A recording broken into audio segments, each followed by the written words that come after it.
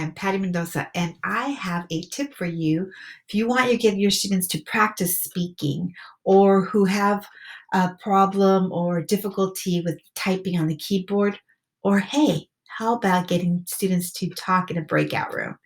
Well, Google Slides and Google Document may have a feature that will help us with those things. So let's get ready. So definitely, we're going to be using Google Slides and Google Documents. And in both of the documents and the slide, they have something called, they both have a voice typing feature in the tools bar. So let me show you that. So let's take this piece right here. So let's just say that we want our students to take notes. They just had listened to a presentation on the life cycle of a butterfly. And one way that they can do is, do you see here where they have the presentation? On the bottom, we have click to add speaker notes. Now here, we're usually used to typing away, right? We usually use our fingers to type, but there's actually a feature here at the top. We go to Tools, and then you're going to scroll down and do Voice Type Speaker Notes. Click that. Do you see this microphone appeared on my left side of my screen? You want the students to be able to make sure they click on that when they're ready to type. And I'm going to just move my little bar up a little more so I can see when I'm typing, but you don't need to. Now I can go ahead and begin recording. Click on this. The butterfly cycle goes through many stages. They must go, they will be an eggs, caterpillar, cocoon with pupa. There's a stage for leaving cocoon, and it will finally become a butterfly. Period. Okay. So now this is a great tool to be able, they'll be able to see their notes. If was it typed correctly, there might be some things that how they are enunciating or pronouncing words that they're going to have to go back and check what was actually typed. And I can see here the butterfly goes through many stages. We must go, so they will be an egg. Oh, I think I have here, I want to fix that. And so I would just say they go through many stages. I can actually, before becoming a butterfly. Maybe I could put that before becoming a butterfly. First, maybe that would be something. They will, and then I can go ahead and see. I can actually think about how I'm writing my sentences. I just took notes, and I can go through and check any spelling. Look at that. Of course, we don't want poop. They become a pupa, cocoon with a pupa. But that's one stage. So that is one way that they can do it. So they can actually also pick up on your lecture as well.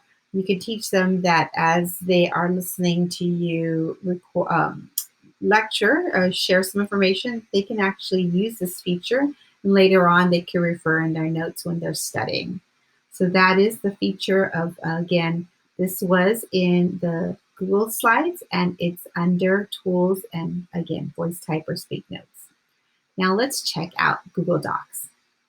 In Google Docs, they also have under Tools the speaker, the voice typing here. Here it is. And if I click on it, it'll give me a place where I can just start recording. But here I have to pick where do I want that typing to show up. And this is the one piece that I thought would be great. Think about that they're in a breakout room and you have to, they're all, 4 people in a breakout room. They each have to have a conversation about what they just learned about the solar system. So after we decide who goes first, I will be pink. We could pick a color, you could put A, B, C, or D. So I'm going to pick myself here. Now I'm going to be able to record, and that will show up there for me. So I am going to click on this. And again, this is supposed to be a conversation. So I will start, and then I'm going to stop.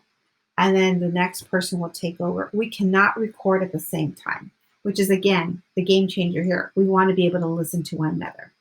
So it may sound scripted at first, but eventually, when we talk about taking turns of conversation, imagine what that will sound like. So let me begin.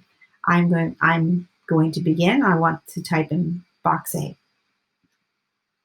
One thing I learned about the solar system is that the sun is the center of the solar system.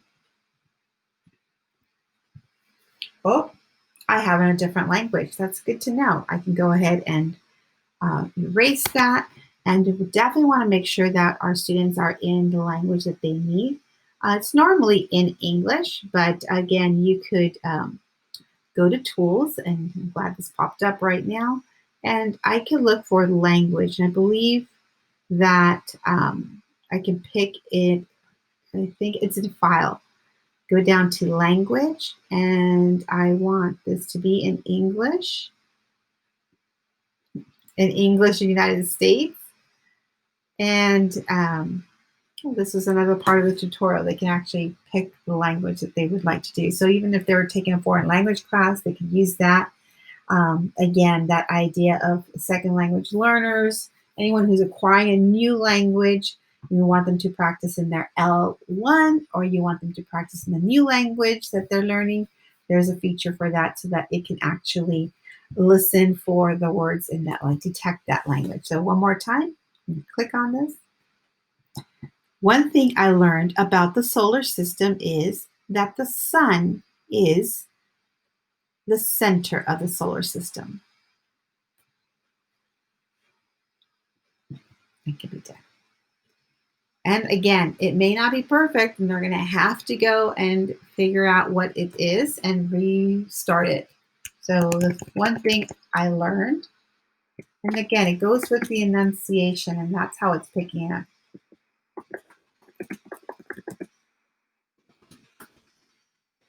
And I could be typing mine as someone else is typing, recording their voice as well. And is that it is the sun is the center of the solar system. Now, if I was partner B, I could actually go here.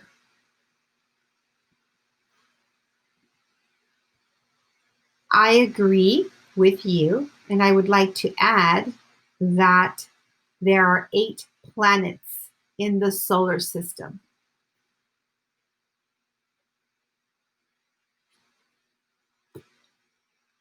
There are 8 planets in the solar system. Solar system.